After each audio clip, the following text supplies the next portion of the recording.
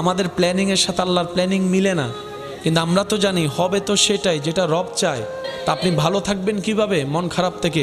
সূত্র একটাই, রব যেটাই চাই সেটাই আপনার চাওয়া বানিয়ে ফেলেন, কাজে কাজ হয়ে যাবে, মনও আর খারাপ হওয়ার সুযোগ হবে না। বলেন না সুবহানাল্লাহ।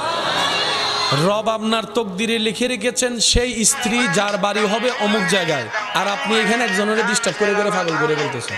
আল্লাহ আপনার রিজিকের ব্যবস্থা রেখেছেন অমুক জায়গার দোকানে, আপনি আমি বিশার জন্য পাগল হয়ে যাচ্ছি বাইরে। সেজন্য আমরা জানবো কিভাবে, বুঝবো কিভাবে? সেটা হচ্ছে রবের রহমতের উপর ছেড়ে দিতে হবে। আল্লাহ আমার জন্য যেটা ভালো হয় তুমি আমাকে সেটা দান করো, সেটা আসা পর্যন্ত আমাকে ধৈর্য ধারণ করার তৌফিক দান করো। আপনাকে যেতে হবে না, আপনার রবই আপনাকে সেই জায়গা পর্যন্ত পৌঁছাই দিবে যেখানে জন্য আপনার জন্য কল্যাণ বরাদ্দ করা হয়েছে। বলেন না সুবহানাল্লাহ। সত্যি করে বলেন সবাই।